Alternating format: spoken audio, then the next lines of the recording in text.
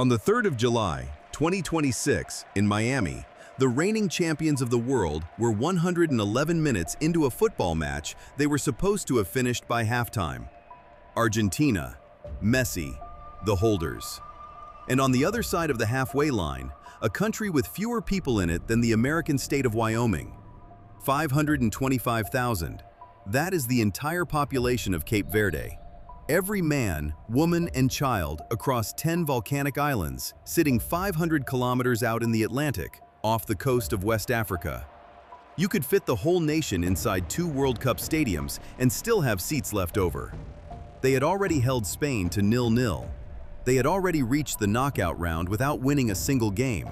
And now, in the 103rd minute of a match against the world champions, they had just equalized for the second time. Here is the part nobody explains properly. This was not luck. Cape Verde did not stumble into that stadium.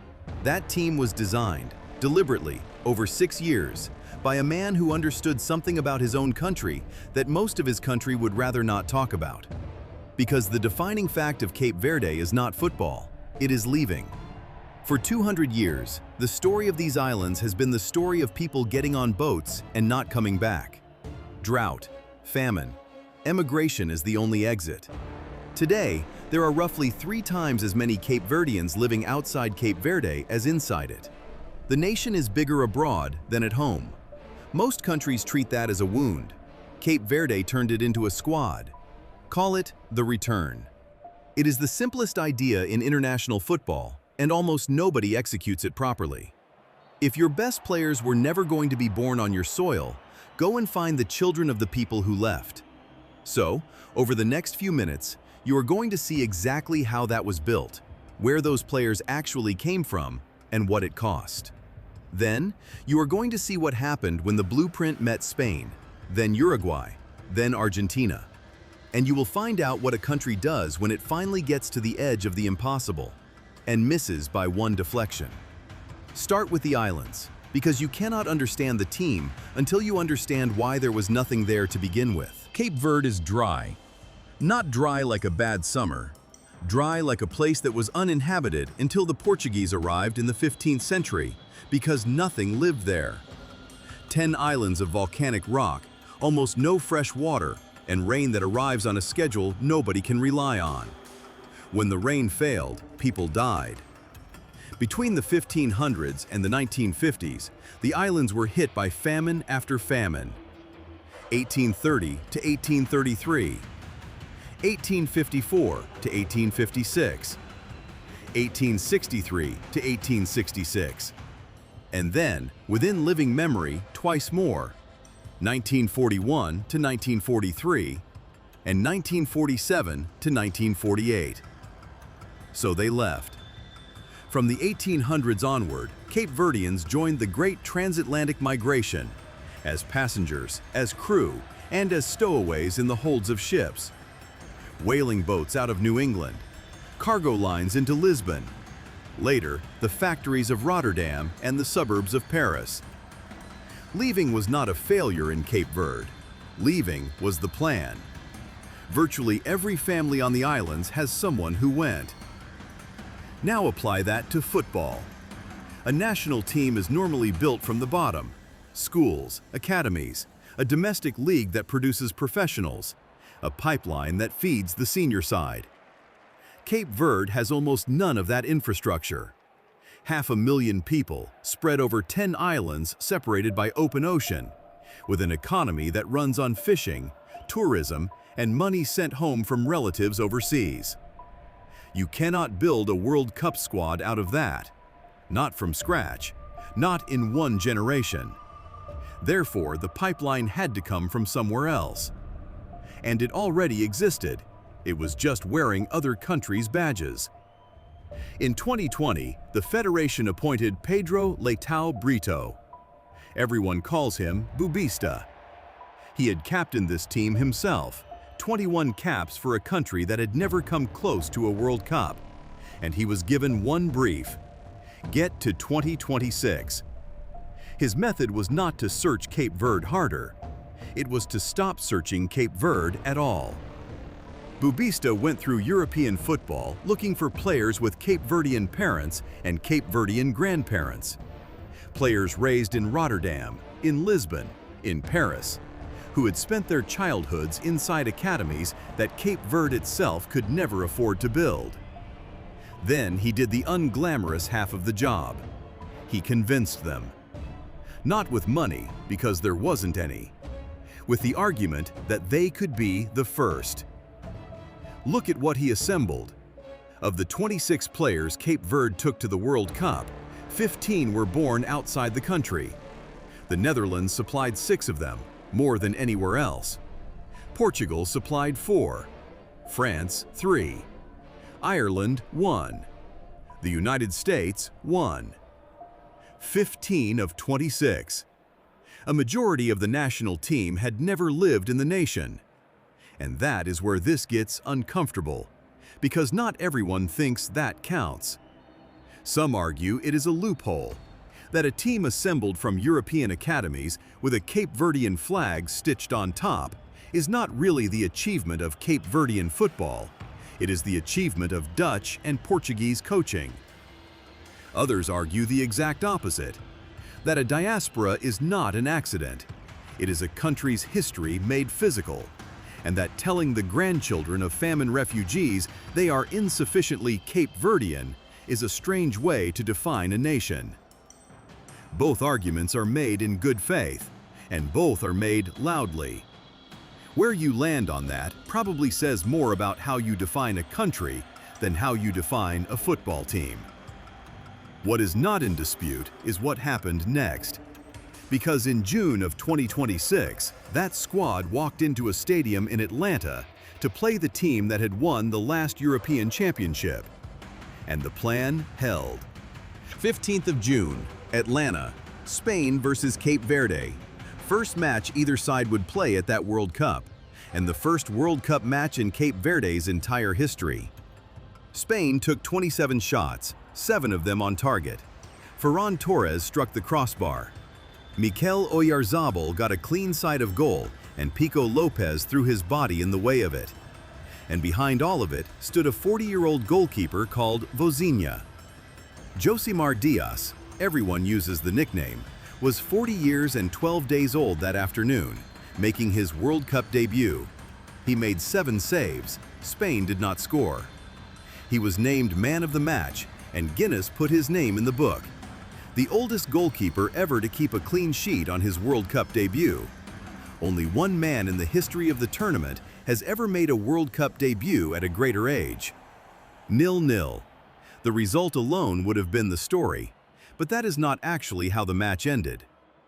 Late on, a corner came into the Spanish box, and Dini rose and put a header on target. Unai Simon held it.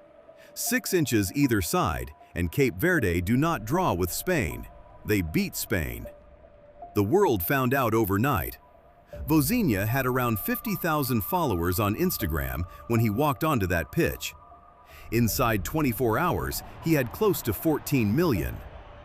But a single result against a giant is a story every World Cup produces and forgets. The question was whether the plan survived contact with the tournament. 6 days later, Hard Rock Stadium, Miami, Uruguay. 21st minute.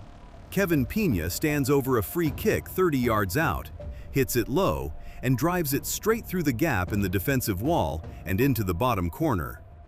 The first goal Cape Verde has ever scored at a World Cup. Then the tournament pushed back. Maximiliano Araujo dived low to head Uruguay level in the 44th minute. In first half stoppage time, Agustin Canobio finished from 6 yards. 2-1 Uruguay. Cape Verde walked off at the break, having led the match, and now, on the numbers, 45 minutes from being eliminated. That is the moment the fairy tale should have ended. It has ended there for every small nation that came before them. It did not end there. Just after the hour, Matias Oliveira tried to play the ball across his own box. Helio Varela read it, stole it, took it round Fernando Muslera, and side-footed it into an empty net from outside the penalty area. 2-2. 2 matches, two of the most decorated football nations on earth. 2 draws. And what comes next is the single most absurd sentence of the entire tournament, so it is worth the like and the subscribe before I say it. On the 26th of June, Cape Verde drew 0-0 with Saudi Arabia, finished second in the group, and qualified for the knockout stage of the World Cup without winning a single match. 3 games, 3 draws, through. No nation that small had ever done it. Cape Verde became the smallest country by population in the history of the World Cup to reach the knockout rounds, smaller than any American state, closest being Wyoming at around 576,000. They were the first debutante to get out of a group since Slovakia in 2010, and the first team of any kind since Chile in 1998 to advance by drawing all 3. Vozinha, meanwhile, had become the 3rd goalkeeper in the history of the competition to record multiple World Cup clean sheets after the age of 40. The other 2 are Peter Shilton and Dino Zoff. So the reward for the smallest nation in the knockout rounds was the draw everyone else had been praying to avoid. Argentina, the reigning world champions. In Miami on the 3rd of July. 29th minute. Lionel Messi takes a touch inside the box and finishes it, and the stadium, overwhelmingly Argentine in South Florida, settles into the evening it expected. For half an hour, that is exactly the match it was. Then, just before the hour, Deroy Duarte took a shot from the edge of the area and squeezed it into the far corner, and a country of 500,000 people was level with the world champions. Argentina responded the way frustrated favorites do: more possession, less clarity. In the 73rd minute, Messi lined up a free kick and Vozinha kept it out. In the 5th minute of stoppage time, Messi hit another one. It deflected into Vozinha's path, and Vozinha kept that out too. 8 saves that night, at 40 years old, in the 2nd month of the busiest sporting summer of his life. 90 minutes. 1-1.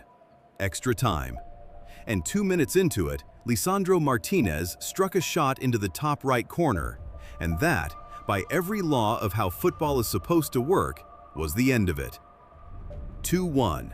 Argentina ahead in extra time against a nation with no professional pipeline, no domestic league of consequence, and a squad built out of other countries' academies.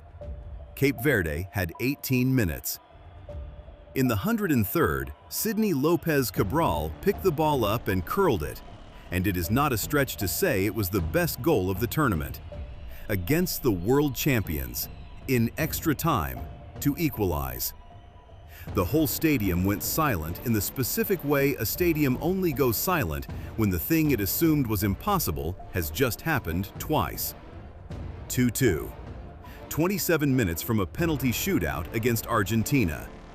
They got 8 of them.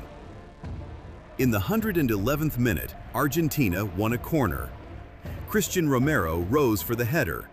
It came off him, and on its way through the crowd of bodies, it clipped Dini Borges, the same Dini whose header against Spain had been 6 inches from winning that match, and went in off him. Own goal. 3-2. That was the tournament. Argentina went on to play Egypt in the round of 16. Cape Verde went home.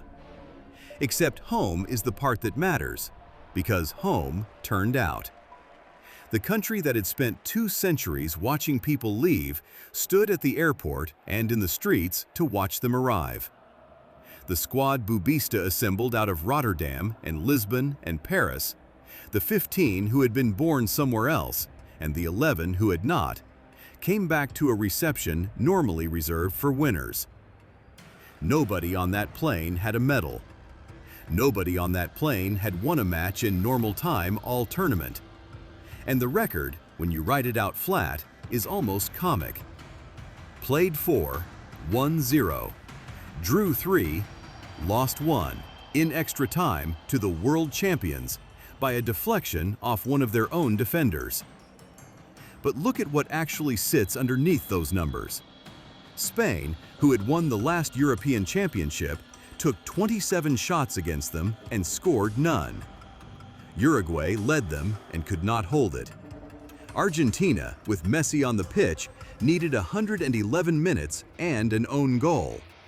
For 200 years, the central fact of Cape Verde was that its people left, pushed out by drought, by famine, by a rock in the Atlantic that could not feed them. Every family has someone who went. The leaving was so total that the nation abroad became 3 times the size of the nation at home. In the summer of 2026, the ones who left came back, and the champions of the world could not put them away.